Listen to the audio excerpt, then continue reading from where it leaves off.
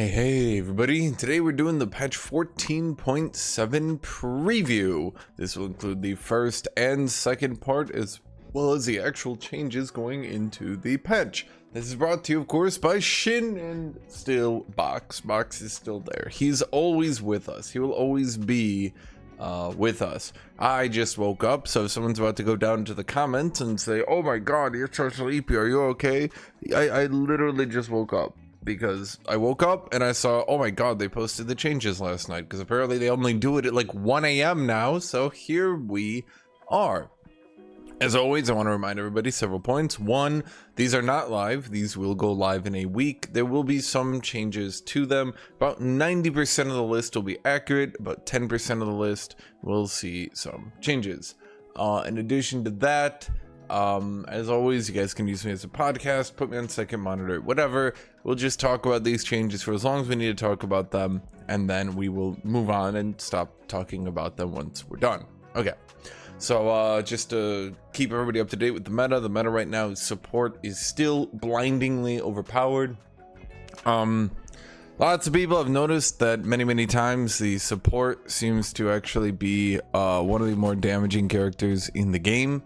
It's pretty frequent that when I fight the support and the bot laner early in the game, that the support will do more damage. And early in the game means like up to like 1, even 2 items. Like even at like 2 items, I'll be fighting like, I don't even know, like a Jinx Janna, and I'll look at the damage recap, and Jinx will be 1,000 damage, and Janna will be like 1,200, and I'll be like, yo, how did Janna out damage Jinx? And I'll just be sitting there like, what is happening in my life? So that's kind of the current patch right now, and as we go in, let's see what they're doing about it. So systems, following up on previous patch changes, further nerfs to support items, good. Shiv nerfs are a follow-up to the crit item buffs from last patch. Champs like Jinx, Zarya are too strong, but other champions are the right power level. Yeah, that was kind of be expected. When a champion like Jinx was already overpowered before the crit item changes, it only made sense that they would be overpowered after the crit item buffs. It's not really even changes, it was just straight buffs, by the way. Not really changes. I don't, yeah, okay. They do call it crit item buffs here. Okay. Last patch follow-up. Some champs were over buffed, nerfed from the last patch. Yeah. Gallo, Kane, Smolder, and Karma support. Yeah, those Gallo numbers they gave us in the last patch looked a wee bit off. I did make a note of that many times when I was running through the video. I did keep noting. I was like, yo, these changes look like really weak. Something's up here. Kane, can't you believe it? I don't know about that one. Smolder, I really hope they don't buff Smolder. I don't want him back. Karma support, yeah, I mean, obviously you utterly obliterated Karma. Did you not think Karma support would die too? It's like, I keep making this joke, but Riot keeps trying to cure cancer with a shotgun. Right, continues to try to cure cancer with a shotgun. They're like, oh my god, Karma mid is bad, and right? And then what did you think was going to happen to Karma support? What did you think was going to happen? Like, you obliterated the champion. I thought we agreed to kill Karma support as well. So it's weird to me that now they're like, oh no, Karma support, who did this? And they're just sitting there with a shotgun over a bloody body. Oh, dang it. Just spilled my water, but there wasn't much water left anyway. We're directionally happy with where the changes for these champs landed, but power level is a bit off. Well, okay, I mean, directionally happy. I mean, with Gallo there was a direction, with Kane there was a direction. I feel like with Karma and Smolder, all they did was make number go down. So I'm not, yeah. The champs who were nerfed, Kane, Smolder, were aiming about halfway to where they were before, and in the case of Karma support, getting her back to where she was, now that mid is in a better spot. But how do you do that? I'm not gonna ask. For Gallo, we're aiming to put him back to where he was, but just with a power redistribution to be more about HP builds and longer rotations. Okay, let's look at what they're doing.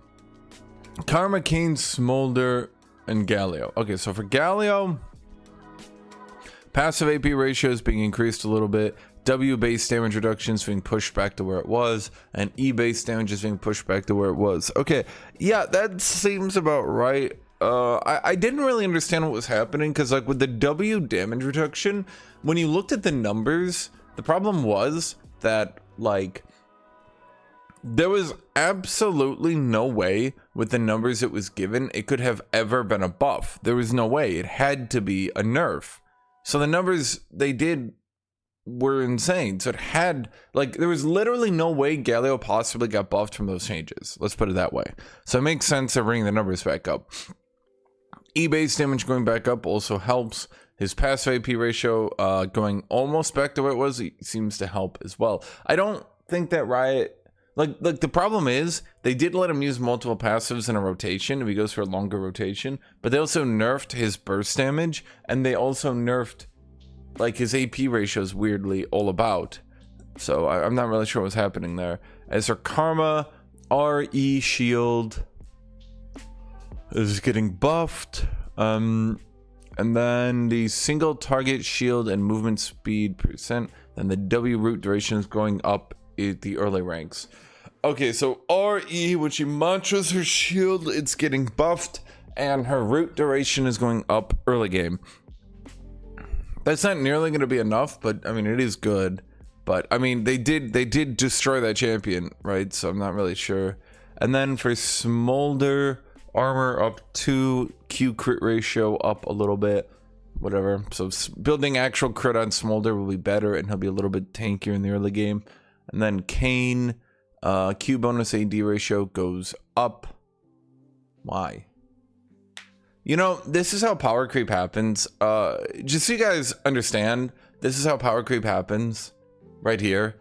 For a lot of people who ask, how does there get to be so much damage in the game? How does the game get so much damage? It's exactly small little things like this, right? Where now Kane will have a 1.7 AD ratio on his spam Q. That's how this happens, right? It gets to be a champion who magnifies his damage by, how much is it now? I mean, they've changed this number so many times. Let me just look it up. So a dude who magnifies his damage by 15 to 45%, then gets to have a 1.7 AD ratio on his Q. That's how Shadow Assassin ends up, you know, slowly and surely above here, above here, above here, above here, and all of a sudden you're like, man, why did like Q Profane Hydra kill me? Well, this is how it begins, right? For me, who makes notes, it's never, damage never feels like it doubled because, like, oh man, this one champion got buffed once. It's, we need to buff Kane a little bit, and then it's, oh well, now Echo's not one-shotting people, we need to buff him. Oh well, now Fizz is looking a little weak, right? It's always like you buff damage, and then we get to, you know, Echo right now. Echo didn't get to be one-shotting people because of one buff. Echo got to be one-shotting people because like 3 buffs, where now his damage is so gigatuned that he, you know, destroys people. And then who was the last one? Or did I get to everyone? Oh, I guess that was everyone. Yeah, none of those look outrageous. I just kind of like, oh boy, we're buffing Kane's damage again. That'll definitely get somewhere. For Gallo, we're aiming to put him back to where he was, but just with a power redistribution. Gallo kind of got destroyed. Supports, this patch, a common trend is reducing damage dealt by supports and increasing their utility outputs. We're also making some changes to move Camille's primary role back to top lane. It's okay if Camille's support is viable sometimes, but it shouldn't be at the expense of her primary role, and it shouldn't be her dominant role either. Janna is purposely off this list as she's being nerfed by both Zax and Mandate. We'll reevaluate it isn't enough. Cool. Okay. Let's look at the second post. There was not a lot of writing there, but okay. Buffs, Gallo, mainly buffing AP ratios here to skew mid and power and passive to back up the longer fight time from last patch. Well, yeah, I mean, higher AP ratio on his Q, getting his damage reduction back on his W early game, getting his E damage back. I mean, I'd have to look at his numbers. It might be a little bit too much, I don't know, but no, that actually does seem about right based against his numbers. I think the nerfs they did were rather aggressive, because the thing was, they didn't just like reduce his cooldowns then reduce his base numbers. What they did is they reduced his cooldowns and then reduced his base numbers and then reduced his scaling. So like, to put it in another way, instead of doing like 100% of his damage every 10 seconds, he now does like 70% of his damage every 8 seconds. So like, it felt like not only was like his DPS going down, but also his burst was going down. So it was just like a really weird situation. And it wasn't really even his like DPS went down, like his damage reduction in his W just like oddly got a hit for some reason, and it just I don't know, it was just really weird why they hit his damage reduction so hard. Karma, divorcing the power of R shield from E to encourage more supportive casts. Well, no, that's not, huh?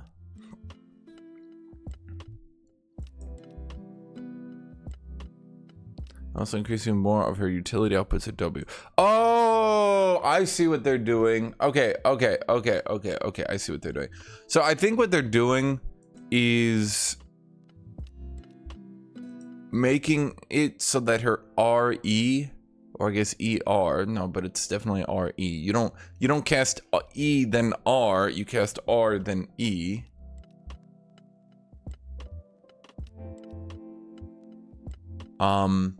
But okay, anyway, sorry, I'm trying to read this. What they're doing is they're making her R shield scale on her R instead of scaling on her E, I think.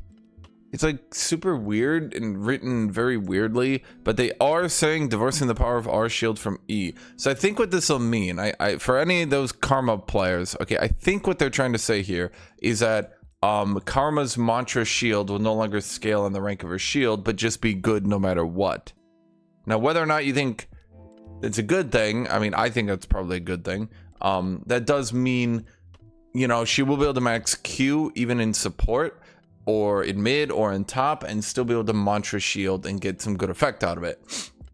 That's probably a good thing, because spamming mantra Q all day, every day, and nothing but mantra Q until she gets low, then mantra root.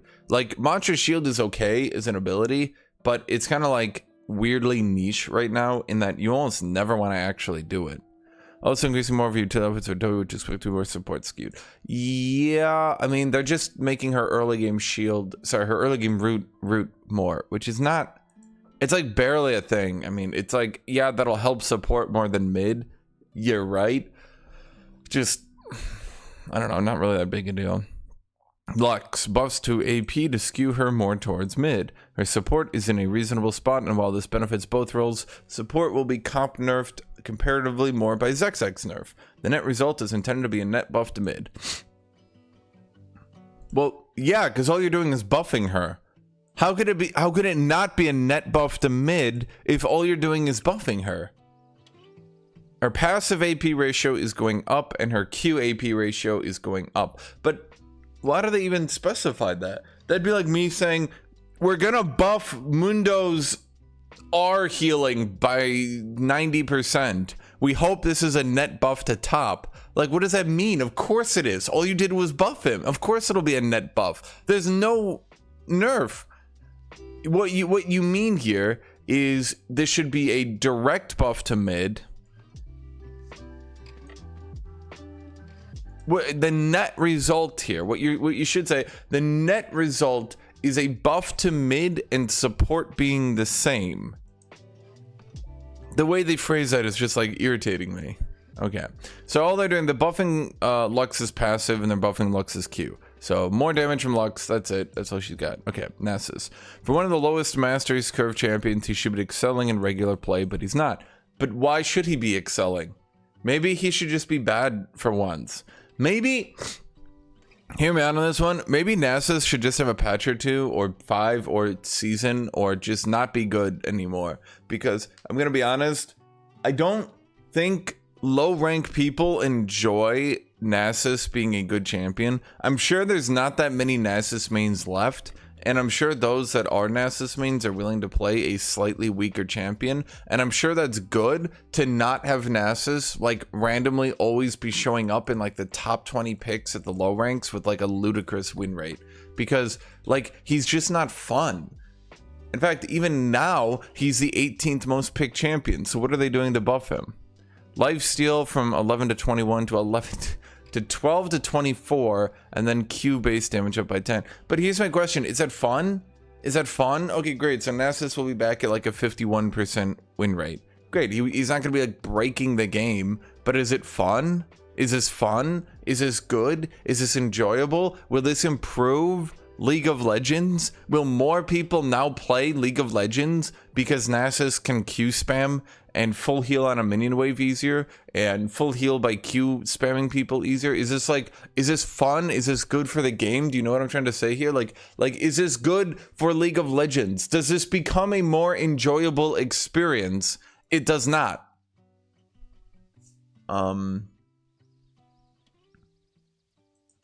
It does not.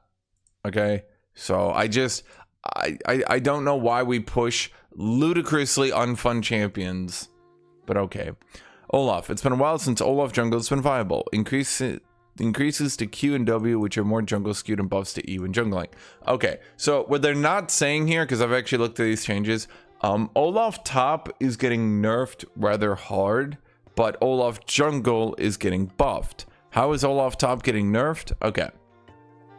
So his Q now does 5 to 25 bonus monster damage. His W duration on the attack speed, not the shield, is going from 4 to 5, but his W mana cost is going from 30 to 50. That's 20 more mana per W. Olaf is extremely mana hungry. That's how they've tried to keep his top down, right?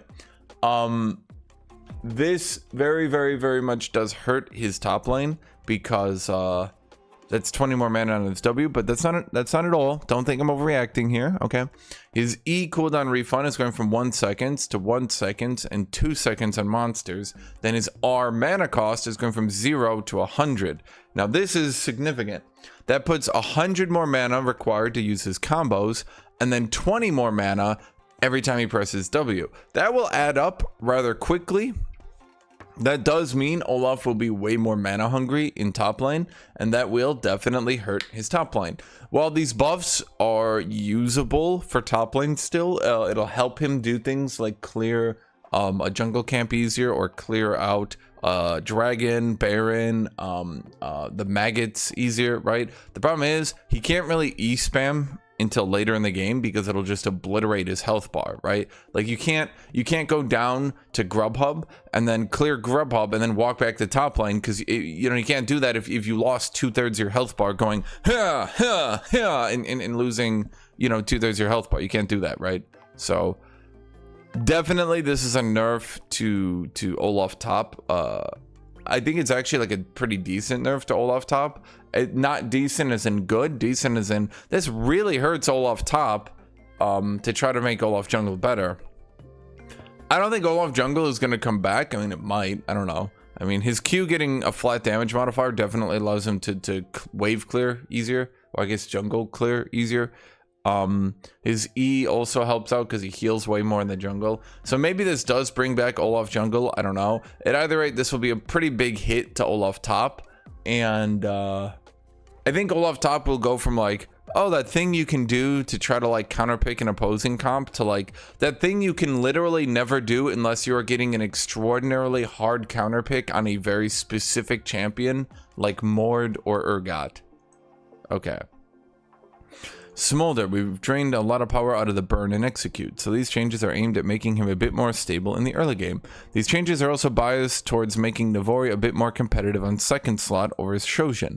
Overall, we're looking to go about halfway in his power level before.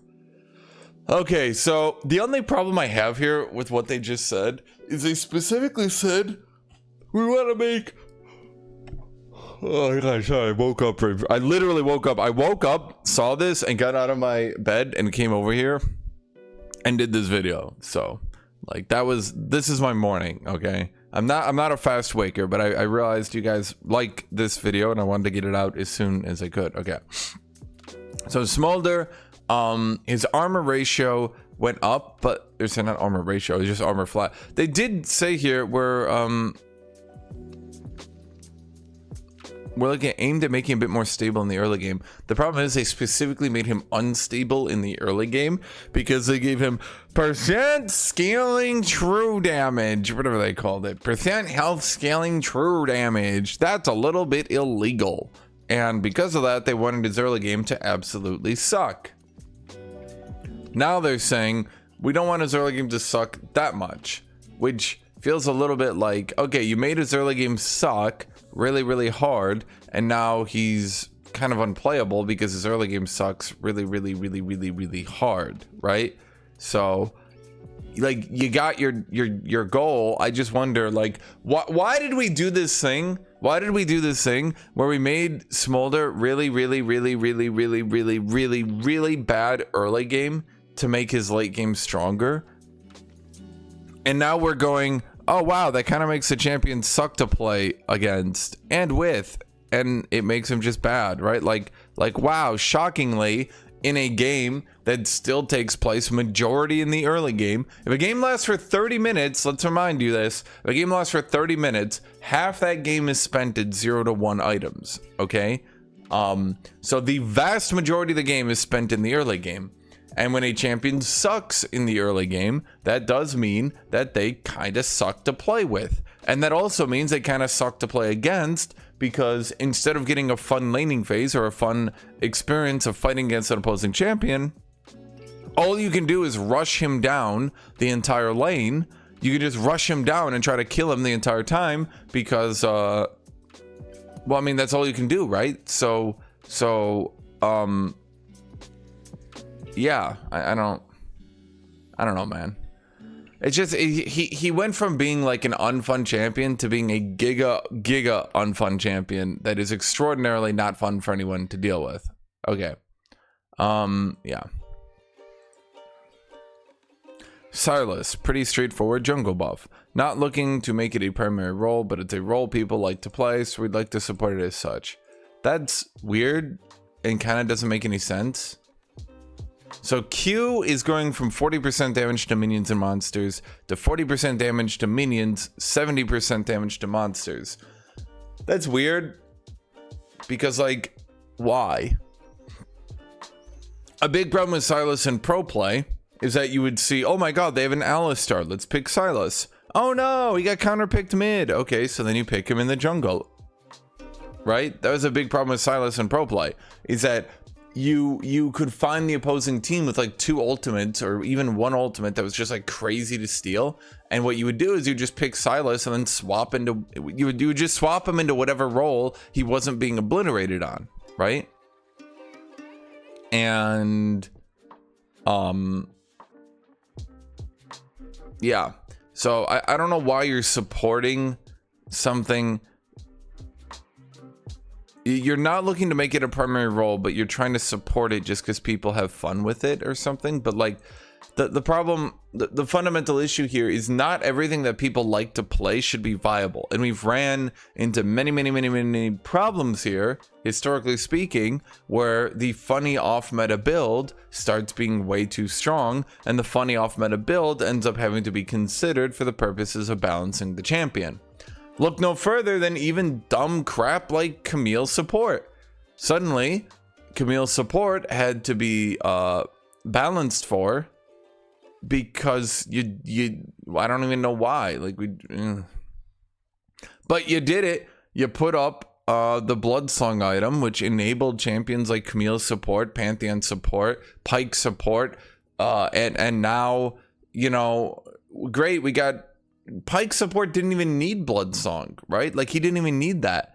But like what, Pantheon and Camille got it and now they're viable, it's significantly more viable in support, but like what did that do? Did that make the game better? I don't think so.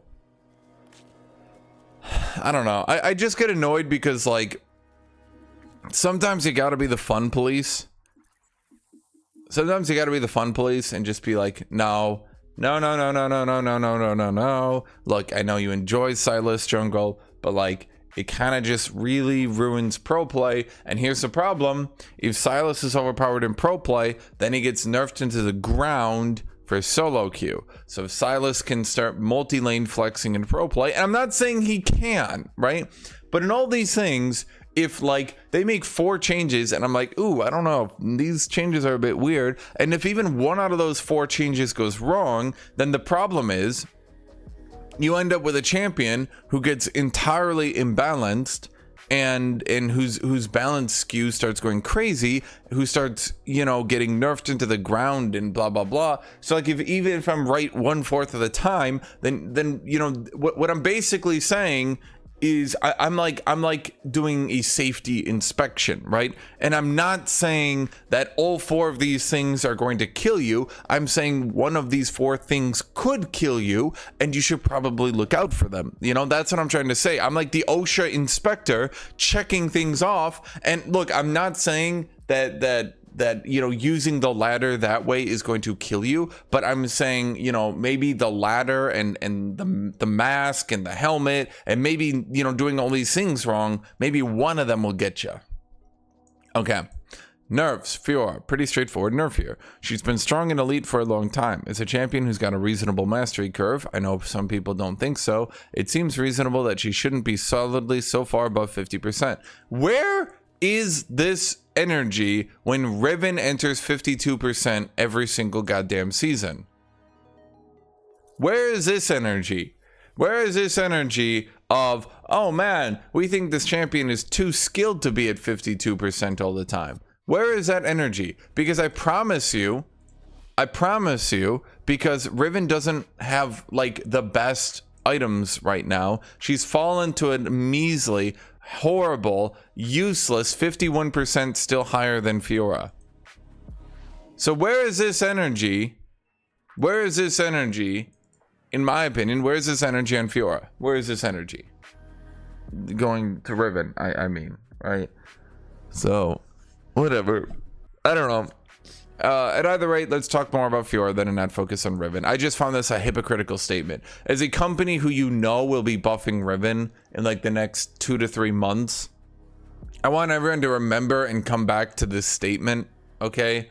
Because I will be using this statement. Let me remember this. This is patch 14.7 FIORA changes, okay? Remind me of this, okay? Remind me when we buff FIORA, buff Riven, that I can come back to these FIORA changes and use these. Sorry for going on this tangent, but you know. Okay, here's the problem with FIORA. FIORA is a giga counter pick who has very lopsided matchups and has always kind of historically been like that.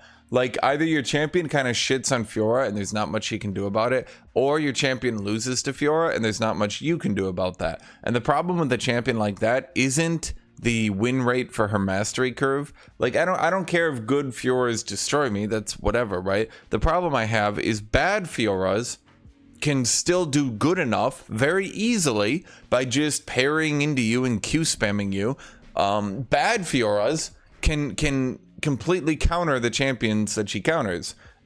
Her parry is extraordinarily powerful into certain champions, and then her giga insane mobility, her insane movement speed, in combination with her movement speed slow, in combination with her 3-second gap closer, these things all combine into a champion who is just extraordinarily mobile and can sprint people down who don't really have much they can do about it, because you need to kite FIORA out. But if all she does is sprint after you, pop ult, you know, now her ult is giving her, how much movement speed is that?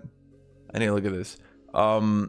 30 to 50% permanent movement speed for the duration of her ultimate, right? So she's got 30 to 50% bonus movement speed on top of a slow on her E, on top of a 3-second gap closer on her Q. When you combine all these different aspects of the champion, you get a champion who is just sprinting people down.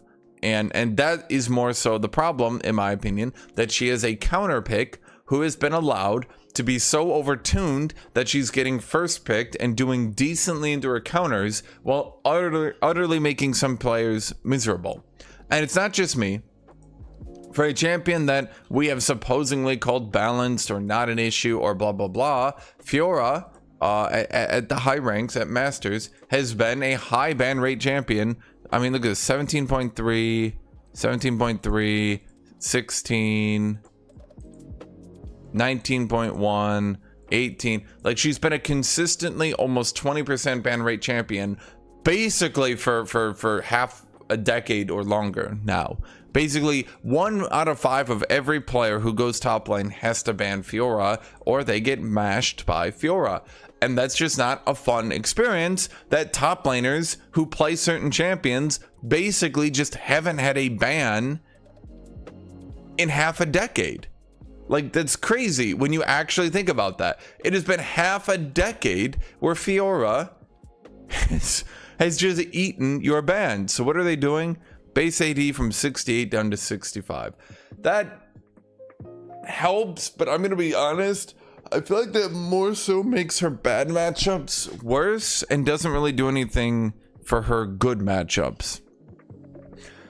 It makes her play poorly, or I shouldn't say poorly, it makes her play worse into certain champions like Jace, Kennen, etc., where she needs to try to all in them. But it doesn't actually make her worse into matchups where all she does is poke or all in and win the all in, right? Like, she's gonna all in a champion like Aatrox and win. She's gonna all in even a champion like Olaf and win. She's gonna all in you know, these champions, because like 3 less base damage, like let's remember that does affect her E, that does affect her auto attacks, but that doesn't affect her passive damage, that doesn't even affect her Q damage, that doesn't affect her parry damage, it doesn't affect her ultimate damage, right? So basically what it does, she's gonna be still strong enough to just spam all ins, but weaker. That is a good thing. She will be weaker all-inning champions like Aatrox, etc., right? Those champions will have more leeway because they'll die a bit slower, but they'll still lose. The big thing, I think, is into certain champions, into her losing matchups, she'll be even further behind. Let's put it that way. So, like, into a champion like Darius, she now has even less ability to kill him before he kills her. The only thing I can think of is those matchups that are kind of sort of close and might be able to go either way. Those matchups will probably start being a bit less. So like champions who she slightly beats or can go even with, champions like Riven, Renekton, Garen, right? Those champions will have more leeway and more ability to actually beat her now.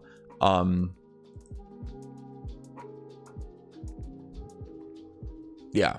That's about all I can say about this change. Nothing else to say. Rexi top is too strong. The way she wins is by ignoring opponent and spamming sustain on the waves, so we're bringing that down. Rexi passive minion mod from 50% to 20%. Her passive will do 20% damage to minions? Shit, at that point, why even let it hit minions? It'll hit them for like 17. Like, dink, dink. Like, what? Okay. Passive healing, 12 to 20% to 10 to 20%. Okay, so she will heal less in the early game and do significantly less damage to minions. That's fine. I don't think I really have an issue with Rexi top. It's probably one of those things that's probably annoying if like it happens to you, but it's not very popular, and I haven't really personally had any issues with it. So I'm gonna say like I don't really have an opinion because I haven't noticed an issue. Okay. Rel is only strong for pros, while simultaneously needing us to depress her win rate is a pro flex. She also holds very little play rate in jungle while doing weird stuff with her jungle mods for the support role. Example, she's just incidentally good at taking dragons when you're playing her support. Wow, isn't that what I always said? Those of you guys who watch me a while, go down in the comments, agree or disagree. Did I not mention multiple times that giving a support giga damage to the jungle meant that as a jungler, they just walked over and assisted, or I should say as a support, they assisted the jungle on taking things, like walk over and obliterate dragon, walk over and obliterate Gromp or Krugs or things like that, right? Walk over and destroy Baron or destroy Grubhub, right? Like, did I not mention that a lot? I feel like Riot significantly underplays the ability for champions who do not go in the jungle to use these jungle mods, as they call them, the bonus damage to the jungle. They use them to destroy the jungle when they're not supposed to be doing it. The only thing that keeps a champion like Olaf from being able to use them is, you know, his jungle mods will do damage to himself and also use the very much little mana that he has, right? But if we're looking at like champions like Rel, or even if you guys remember, I think they did it for Alistar a bit ago, like all it does is it enables them to destroy the jungle when they are not supposed to be destroying the jungle. Yeah. Overall, these mods can be sustainable when it results in great outcomes for regular players, but when it results in depressed win rates for regular players while dominating the pro meta, this isn't a positive value proposition. Similar to Blitzcrank, oh, that's the other one. We're happy we did this experiment, but supporting her in one role is how we're going to maintain her moving forward. Well, yeah. I mean, honestly, I think of all roles to give bonus damage to jungle, I think support is the most impacted by it. Good rel players, just like good Blitzcrank players, could use and by the way, rel is not weak in support by any stretch of the imagination. If we go down, here's the, like, if we look at like platinum, 50%, emerald 51%, diamond 52%, still 22,000 matches reporting. Those are good numbers. 13,000 matches reporting, 52%. That's still a good number of matches reporting. 9,500 is still a decent amount of matches reporting, 53% win rate. And I'm looking at support. Am I not? I didn't accidentally click jungle, I don't think. So, they have not depressed her win rate in support. She is giga overpowered in support while also being overpowered in pro play.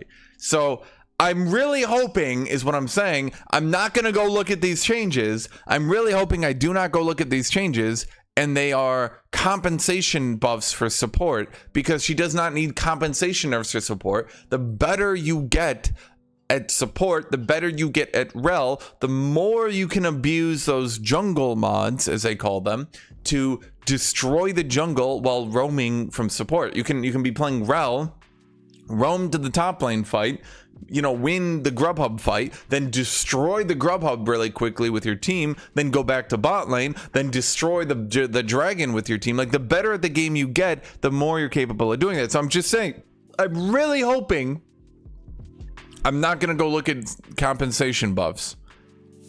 Okay, we did all monster mods removed. Good. Magic resist has gone up 0.2 a level. That is a compensation nerf. That is not a significant compensation nerf, but that still is 3.6 magic resist at level 18. Not a lot. I think that just raises her back to like the average, I think. Yeah, that just raises her back to the average magic resist growth, which I don't hate. I think keeping random weird numbers at the average is good overall.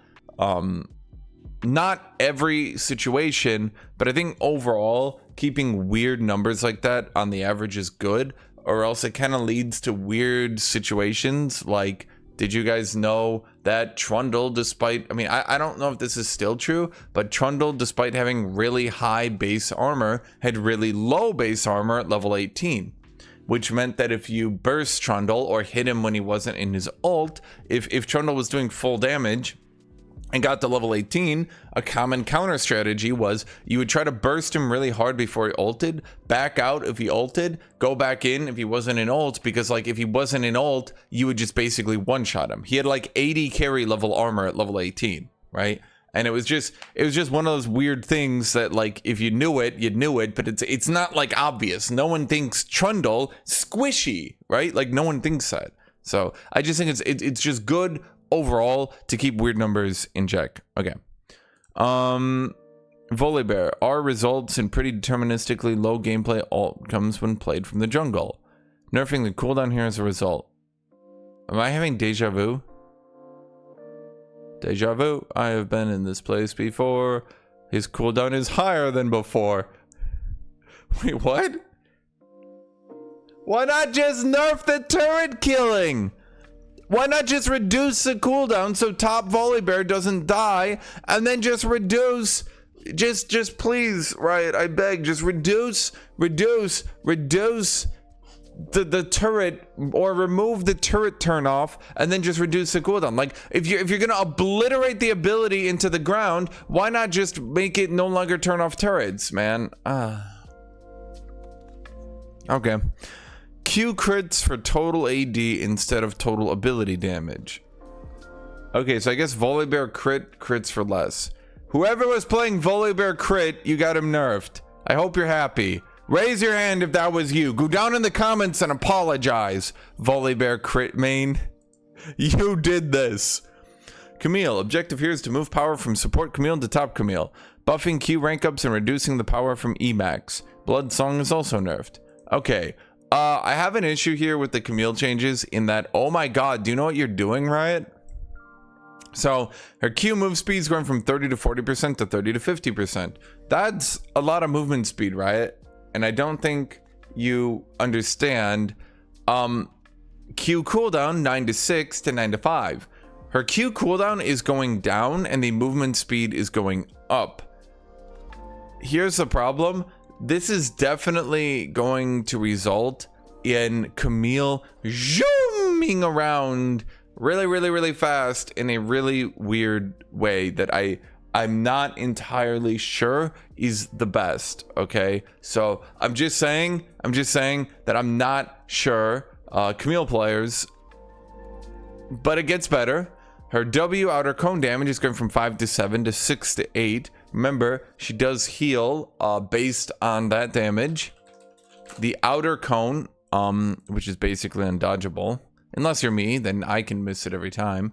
But the outer cone heals her based on 100% of the post-mitigation damage dealt. So that that might not seem like a lot, but you know, that will be probably like I'd wager like 6-7 more health early on. Once again, not major, but a little bit more damage, a little bit more healing on top of Giga Qs.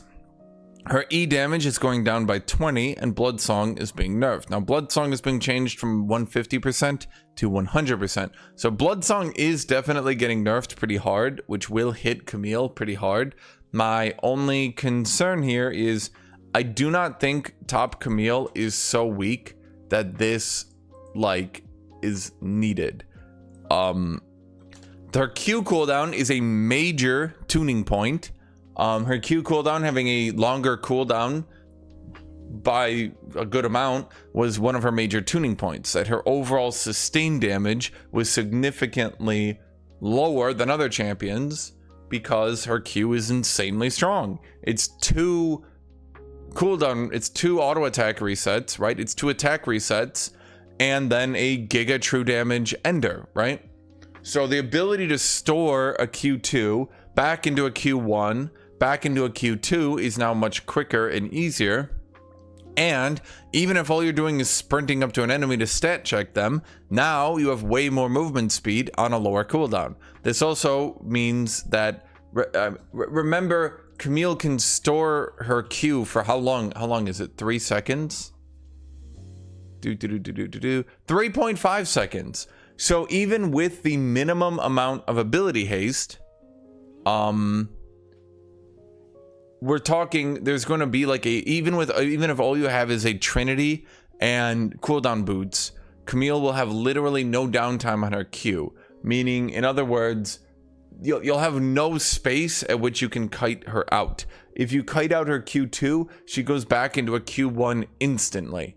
And I'm just saying, between the movement speed buff, which is a good buff, between the Q cooldown buff, which is again a huge buff, and between the outer cone buff, which is again a pretty decent buff, now the E damage nerf hurts, but in the laning phase right now, you have to remember, I don't think Camille top is weak. I think it's just really unfun to play. Because with basically she can't use her E anymore consistently, and that kind of removes a lot of the fun of the champion. 90% of what she can do is just E away from fights now, because she can't really E in, because enemies can easily stand out of her E range, right? And the problem is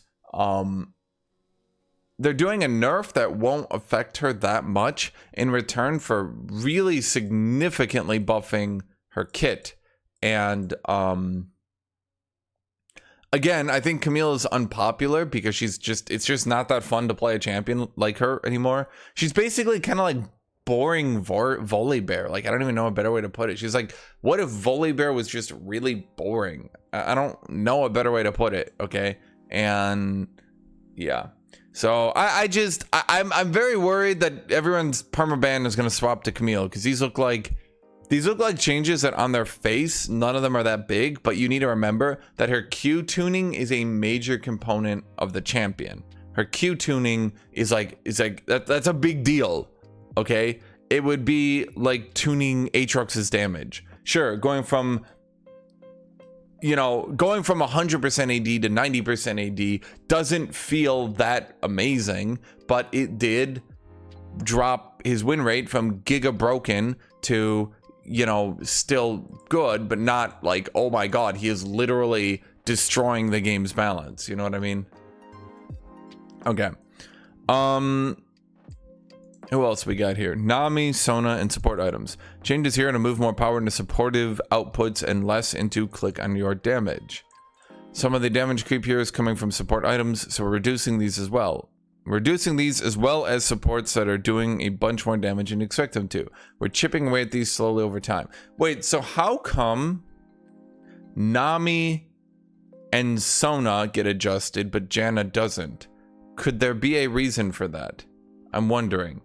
Could there be a reason Janna should be the fun big damage enchanter, but Nami and Sona shouldn't? I'm wondering. Is there a reason for that? Is there anyone playing Janna who would prefer her being the big funny damage champion still, whereas the other enchanters are getting relegated more into a purely supportive role? Can anyone think of a reason for that? A bias, perhaps, if you will. So, Imperial Mandate's getting nerfed. Current HP damage from 12% down to 10%. Zack's Realm Spike is being changed. Instead of cooldown 876, it's going to cooldown flat 10. The damage is being tuned down rather considerably as well. Instead of 20 base damage, 10 base damage. Instead of 4% health, 3% health. That's... Zack is getting obliterated. Holy crap. That's a pretty significant nerf. Okay. Nami, let's see her. I'm not gonna read this. Is a lot of changes. I'm gonna give you the gist of them because you don't care about these specific changes. I don't care about the specific changes. Well, actually, I do. But let's just go through these. Okay, so W damage is going down. The AP ratio and the flat damage are going down. W heal is going up. The flat heal and the AP ratio are going up. W bounce ratio is going down as well. Okay. So what this means is her W bounce, instead of doing minus 15% per bounce, it will do, instead of minus 15% per bounce, it will do minus 10% per bounce. Then the AP ratio is being changed. The bounce will be plus 10% per 100 AP, meaning if you have 100 AP, the bounce is no longer reduced damage and healing at all. And if you have above 100 AP, the bounces actually start doing more damage and healing. So in other words, Nami bouncing her W in a team fight will now be a significant output. My only concern with this one, because I always do have concerns, this will be a rather significant boost to Nami just spamming W in the back of a team fight, which is something they've wanted to avoid with enchanters in the past. But now Nami just sitting in the back of a team fight, just W, W, W, will now be a rather significant output to healing. Maybe not so much damage, but definitely healing. And again, they have wanted to keep enchanters from just sitting in the back of fights, AFK spamming their heal or shield in order to win. Then Nami's E damage is going down. The flat amount's going from 2080 to 2060. So Nami's damage is being, not destroyed for sure. In fact, once you factor in the bounce ratio, it might actually end up doing, it'll probably end up doing about the same damage or more in a team fight. But the healing is being significantly tuned up. That heal will be doing a lot. And the E damage is going down. So basically Nami splashing in team fights is going way stronger. Okay. Sona. Her Q passive damage amp is going up. So Sona will have... Wait, no. Okay. I need to read through all of these. Boop doop doop doop doop. Okay, so her Q aura AP ratio is going down. She will give less damage in her Q aura. The AP ratio is going from 0.2 to 0.1, so that's literally getting reduced by half. Far less on-hit magic damage to her teammates. Her Q passive damage amp is going up, but remember with the AP ratio reduction, she herself will deal, I think, about the same damage, but everyone else around her will deal more. Her W heal AP ratio is being doubled, so she will heal slightly more as the game goes on. But remember, that's not the base amount, that's the AP ratio. So supports tend to build mostly heal and shield amplifying items. So without the base value getting adjusted, even at 100 AP, we're talking about 15 more healing. So yeah, from 0.15 to 0.3. So even at 100 AP, we're talking about 15 more healing. That's not the most that you could think of. Okay, then her E movement speed to allies is going up a little bit as well. So Sona, I'm gonna be honest, this kind of just looks like a, I'm not gonna say a nerf, but like it doesn't, I mean, it's okay, I guess. And then the Nami change, I'm gonna be honest, the Nami change looks like a flat buff. That just looks like a rather flat buff. I know lots of Nami players have taken to maxing E sometimes, but I definitely think maxing W now I think that'll be a flat buff to Nami. I don't think there's any way to go around that. Does Nami need a flat buff? That's up to you, but this will pretty much be a flat buff to Nami. Nami splashing into team fights is now going to have a lot more impact on the game. Okay, we're chopping away at these slowly over time. So that's it for this patch. Yep, that's it for everything. We got through all this stuff and it took less than an hour. I'm trying to make sure all these videos stick around about an hour, so that's about good. So I guess go in the comments, tell me what you think on any of these. Is these good? I would like to see, what would I like to see going in here? I'll be honest, I think Janna should get hit here as well, directly. I think Janna is just directly overpowered, overtuned. Nothing more to say. Are there any champions I missed? No, I think we got... Nunu got his recommended items updated. Who gives a shit? I do think these Camille changes are a little bit aggressive. I think merely that Q cooldown change would be significant, but the Q cooldown change and the movement speed is getting like a little bit aggro, right? It's also kind of leading towards mobility creep. There's definitely been a lot of mobility creep in top lane lately, with some champions going phase rush, with champions going stride breaker. Stride breaker is just like a giga movement speed buff now. So I'm a little bit concerned they're giving her movement speed because they're like, well, we gotta give her movement speed so she can deal with the mobility creep. But I also feel like maybe stride breaker should have some ability haste, even 10, and not be giving like you know, Mach 10 super speed to champions. You know, like I feel like there's a middle ground where stride breaker can have some ability haste and not need to be the giga movement item causing weird super creep on mobility in top lane. And watching Garen, like Garen is like walking in front of the flash and just being like, dude, why so slow? Other than that, honestly, not that many complaints about the patch. Decent nerf on FIORA, because that definitely does hurt her early game. Her late game is still going to be brutal. I know, haha, funny late game champion, but is FIORA even a late game champion? No, I think she's just an old game bully at this point. I think FIORA being a late game champion ended when they changed her Q mana cost so she could Q spam everyone out of the laning phase, right? So, my only concern here is these Camille changes are a bit aggro, and I'm a little bit on these right now. But other than that, they're kind of taking a dump on Volibear, which I don't like either. I don't think Volibear top was committing any grave sin. I don't think he needed to die for the sins of Volibear jungle R'ing on turrets for a free kill, right? It's pretty obvious. Just disable, make the turret disable not happen until rank 2. That would be it. And it would fix this problem once and for all, and Volibear top would not have to die for Volibear jungle anymore, okay? Rel jungle getting killed. I'm a bit concerned about these Olaf changes.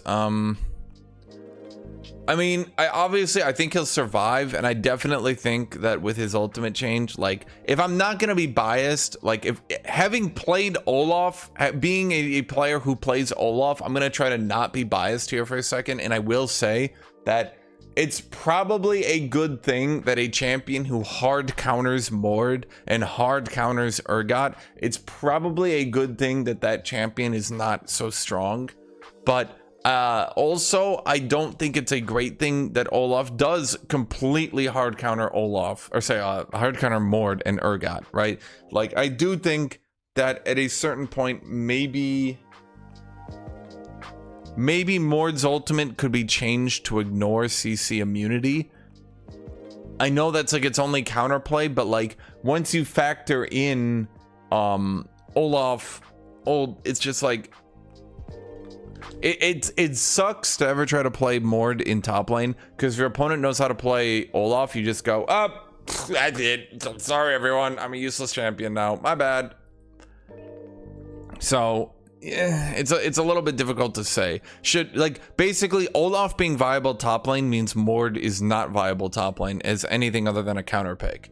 So basically my existence destroys your existence. You know what I mean? Is that a good way to go, right? Because you don't want champions who aren't being a net positive to the game. If a champion doesn't add a champion to the game, then it's not yeah. So that's all I have to say. Thank you, everybody.